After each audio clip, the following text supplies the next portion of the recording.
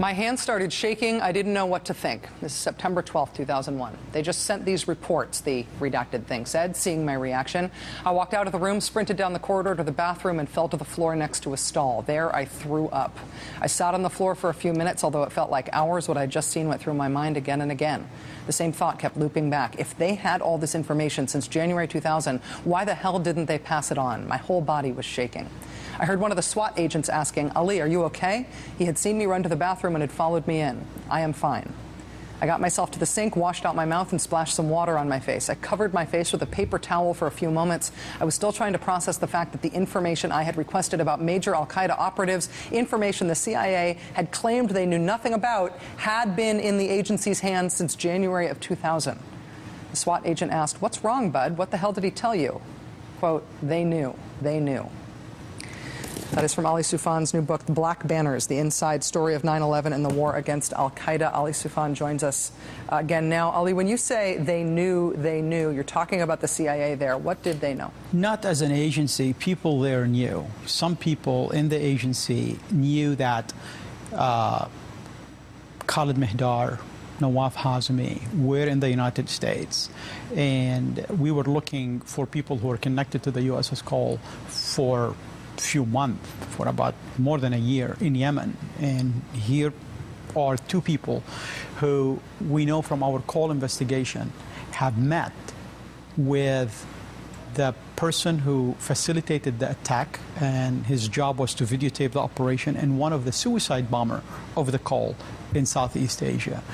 And we put at least 3 requests for information, not thinking that they knew. You know, we're investigating, we're getting into information. We share the information with everyone and hoping that any intelligence agency, law enforcement, you know, anybody who has some information to share it with us, because we're investigating the death of 17 of our heroic sailors who perished on October 12 of 2000 on the USS Cole in Yemen.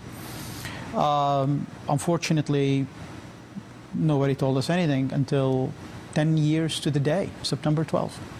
10 years to the day. And I still don't know the reason why the information was being withheld. I don't know if it's intentional or not intentional for withholding the information. I don't know if people failed to connect the dots as the theory came, or people dropped the ball. I think there's a big difference between the two.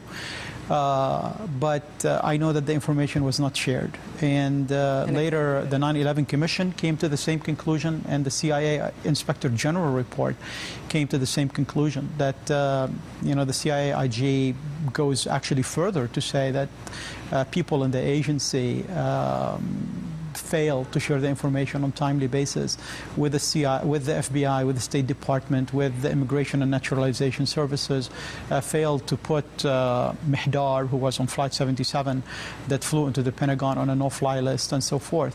That does not mean that, you know, everyone in the agency, you know, I don't believe in conspiracy theories, and some of my very good friends are, you know, in the agency, in the CIA, as you see in my book.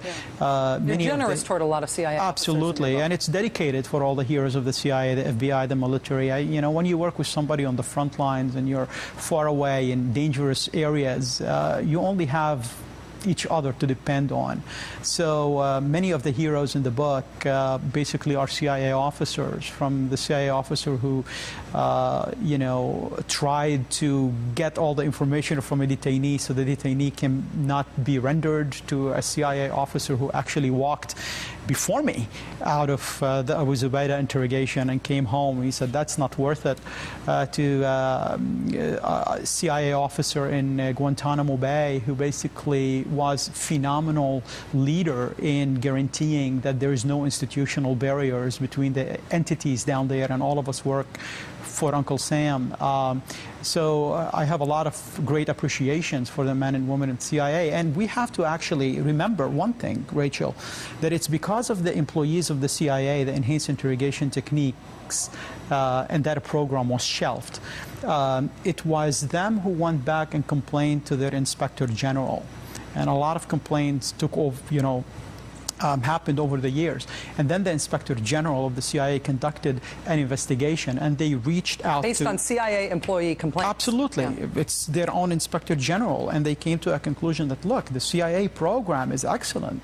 However, the enhanced interrogation techniques, the CIA Inspector General said that they could not verify one single imminent threat that stopped because of that technique. And basically they talk about how bad that technique morally, legally, and so forth. And that's why the techniques were shelved in 2005. So we shouldn't mix waterboarding with the CIA efforts. I mean, the men and women of the CIA, everyone in this country, owe them great thanks for the service that they do, and many of them gave the ultimate sacrifice for this great country of ours.